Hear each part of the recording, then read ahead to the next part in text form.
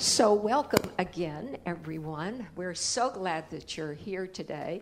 If you're here for the first time or for the first few times, you probably are aware, because of what's gone on in the service, that this is Dr. Moira, our senior minister and our pastor, is away on her vacation. And we are delighted to have a wonderful guest speaker. Many of you may remember him from last August. Some of you may remember him from Arrowhead. He was with us at Arrowhead. And we are delighted and enriched by his presence wherever we are. What I will say about Kusala Bhikshu is that he is a monk who lives and works in Los Angeles, in Koreatown, and he loves to come to Torrance. And so let us welcome Kusala up to speak to us today.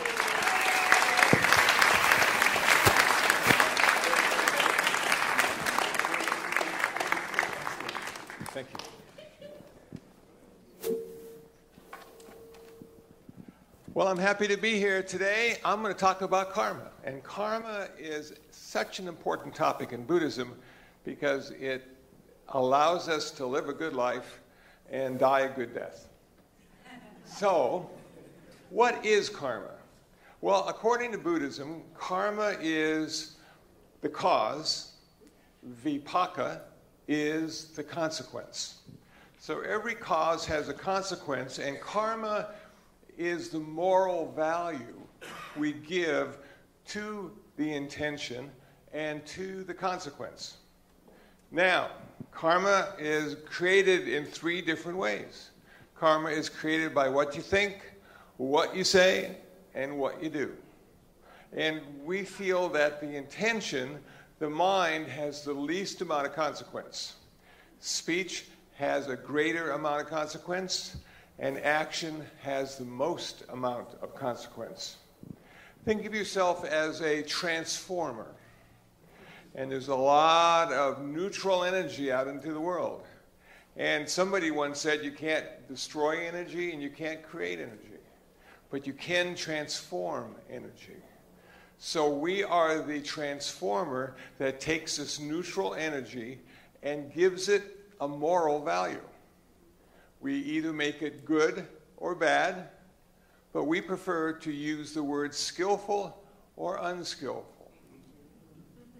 If you're skillful, the consequences should be acceptable. If you're unskillful, not so much. So think of this as you're going out and now you wait for the consequence to decide whether you had good karma or bad karma. But you know, if you wait for the consequence, it's too late, because you can't change the consequence once it starts. So what we like to do is we like to sit quietly for hours at a time, watching our mind arise, exist, and pass away. And we start to see that there are three aspects that turn out to be really important, called the three poisons: greed, hatred, and delusion. If your speech or action is directed by greed, hatred, or delusion, chances are bad consequences, uncomfortable consequences, unskillful consequences. So we sit and watch. Now, the idea in sitting and watching is to understand how not to let the bad intentions, the unskillful intentions, turn into speech and action. We feel everything has a time and a time limit. So it arises, it exists for a while, and it always goes away. If we can wait for the unskillful intentions to go away, we don't manifest them in speech and action. On the other hand, if we are really involved in something, like maybe the 405 freeway, somebody cuts us off, we don't want to wait for those intentions to go away. We want to show the person who cut us off how we feel about their existence on planet Earth. And those consequences are unskillful. So meditation is an important aspect of understanding how your karma works. Now, the second aspect of karma is a bit controversial because being a Buddhist, we do not have a divine lawgiver. So karma takes the place of a divine lawgiver. We understand right and wrong, good and bad, because of karma vipaka, cause and consequence.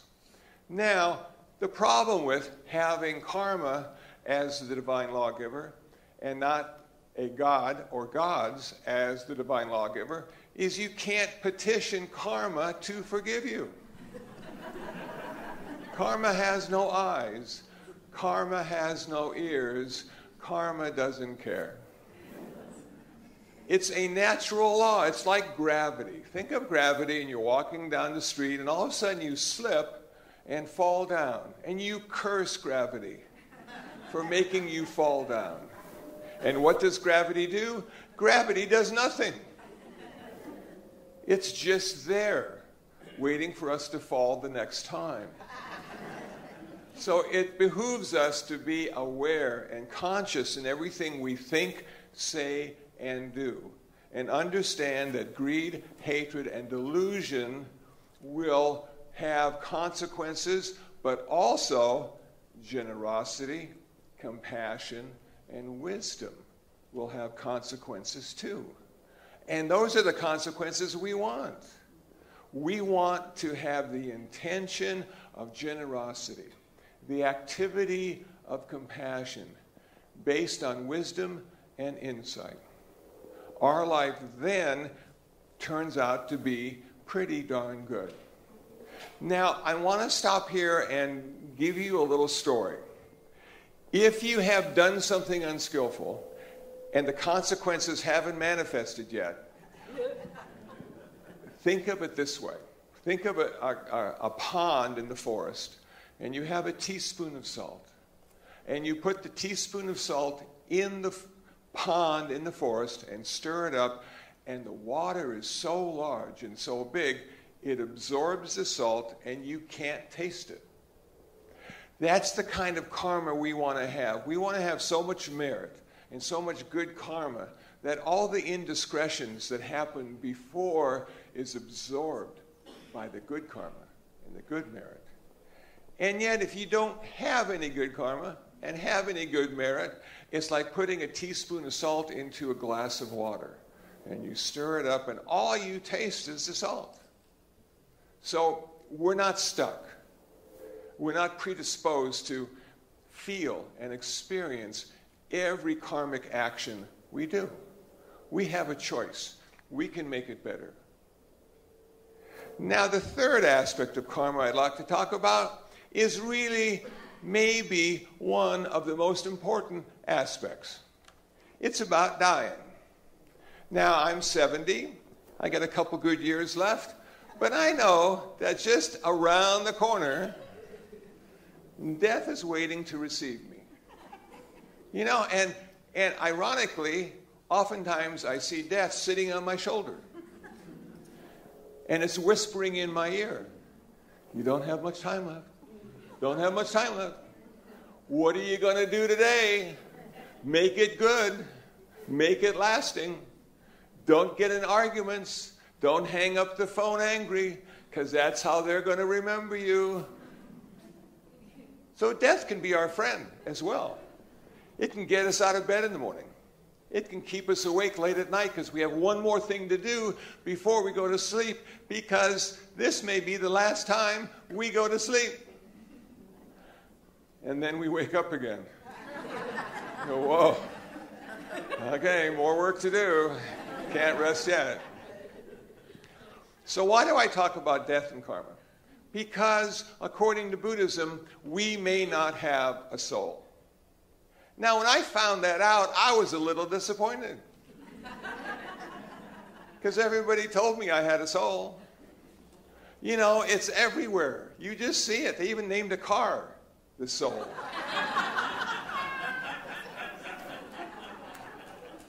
So why don't Buddhists have a soul? Well, the Buddha said, you may have one. You may have one, but it's not who you are. Because who you are is changing moment by moment. And I'm going, wow.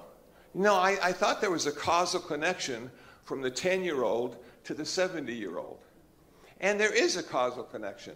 But I have been so many people in those 70 years. Sometimes I was sort of a cool guy, and sometimes not so cool. Sometimes I felt like I was really intelligent. Sometimes I felt like I was really dumb. I just went up and down and vacillated, and it all seemed like it was me. But the Buddha assured us, no, it's not you. There really isn't a you. You are a process. I'm going, I'm a process? I thought I was an event.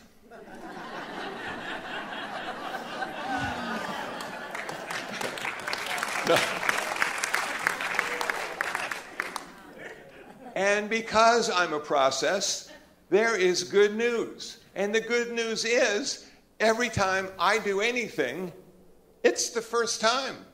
I've never done it in that way before. I've never been that person before. How exciting is that? Life's not boring.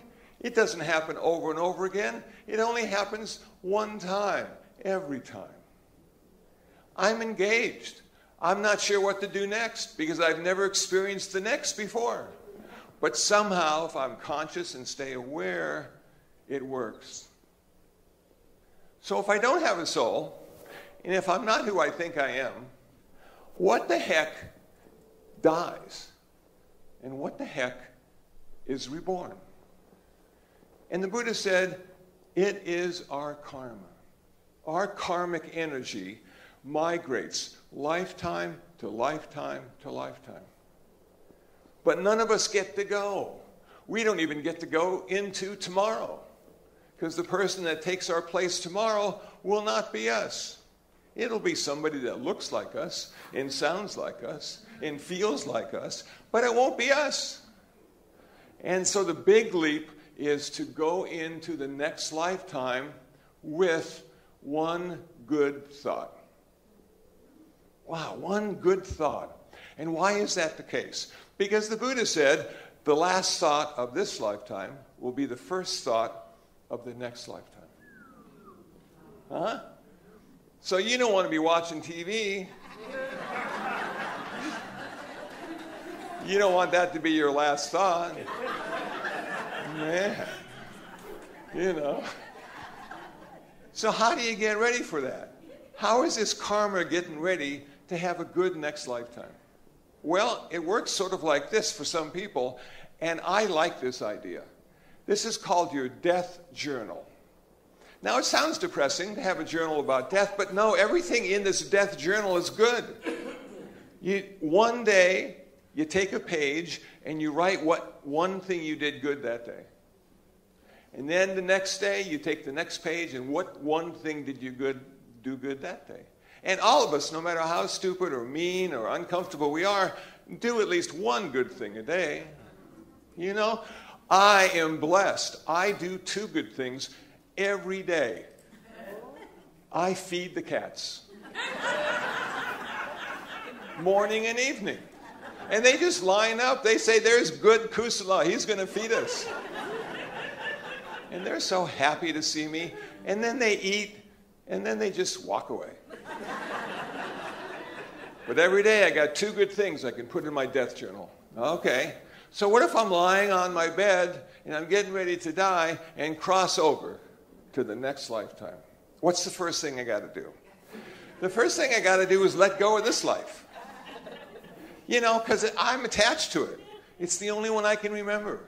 This is a good life, most of the time. And I don't necessarily want to just leave it behind. I got guitars and harmonicas. I want to play those again, but no. Death says, you know what? Pretty soon, man, you're not going to be able to play those again in the way you used to, but you may be even better in the next lifetime. Maybe even make a living playing that guitar that you can barely play in this lifetime. Yeah, man, that'd be really cool. Okay. So I worked really hard at letting go of all the stuff. My car, my cell phone, my computer, my website, my Facebook page. I'm letting go of it all. Okay. They're not useful anymore. It doesn't help me die. All those friends and family members, they don't help me die either. I got to say goodbye to them. No, Kusala, we don't want you to go. I got to go. I'm sorry. Don't keep me here. It's time to go. So a friend or a relative sits down on the bed next to me and picks up my death journal and goes to page 1 and reads page 1 to me. I'm just sitting there. Wow, I did that, huh? Okay. Page 2. Hey, I'm doing pretty good now. I feel good. Okay, page 3. By the time we're in page 4, 5, maybe 10 or 15, the breath is starting to get a little weak. The mind is starting to get a little hazy. But somewhere in there is that one last thought. And because of that journal, it's a good thought. And that is carried into the next lifetime. So we look at karma as being so, so important.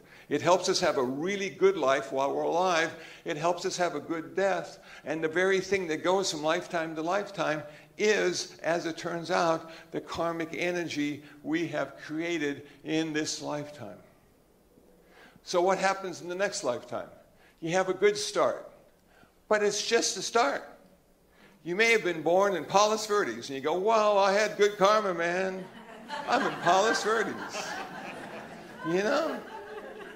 But then you go to school, and you find drugs, and you start to, you know, and that really good start doesn't turn out to be a good middle or end. And some people don't have a good start. Some people are just, it's terrible what they go through in the beginning of their life, but somehow because of their understanding of karma, it changes. And they change the direction of that life. So just because you have a good start doesn't mean you can have a good end. And just because you have an uncomfortable start, it doesn't mean you're going to have a bad ending. We are in charge. It is our choice. Now, your choice. This is really a tough one. I was at a wedding last night. Everybody was really happy. It was so much fun. We had good food. We had good music. But you know what? Sometimes they looked at me, and I'm sitting there, oh, you're a monk? You're not married, are you? You have any kids? No. Don't have any kids. Well, what kind of life do you have? Why aren't you married? And I said at one point, well, you know, there's something really nice about being free. Free, most people just want to be happy. Some people want to be free. And if you want to be free, you can use that karma to be free. And be free from what? Free from suffering. You don't have to suffer. When you're in a relationship, you're going to be happy most of the time.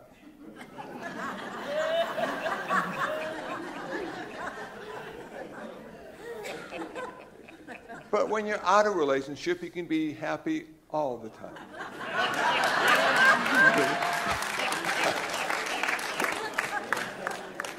Now, most people will not believe that, and they don't want to hear it. So thank you for listening. So as I go through this lifetime, I figured I have probably in all my past lifetimes been married many times, had many children. And in my future lifetimes, I probably will be married again and have many children and be happy. But in this lifetime, I got me and the cats. And so far, so good. So karma is what you think, karma is what you say, karma is what you do, vipaka are the consequences. You can see how skillful or unskillful you are in your karma by how much suffering you're experiencing. If you're skillful, less suffering. Unskillful, more suffering. Clear. You understand, it's right there. And when it's time to say goodbye, karma is going to be your friend. Because karma will help you transition in the best of possible ways. And you will not, according to Buddhism, never exist again. It'll just be a matter of time until you do get to exist again. But for a Buddhist, that's not always good, because we feel that between life and death is just a bunch of suffering. So how can we end our suffering? By ending our karma. And how do we end our karma? We achieve nirvana. Nirvana is the end of suffering, the end of karma, and the end of all future rebirths. So rather than living because of birth, because you were born, you end up living because you achieve nirvana. And nirvana has no beginning, nirvana has no end. Nirvana is forever. Thank you for listening. I hope you're not too depressed.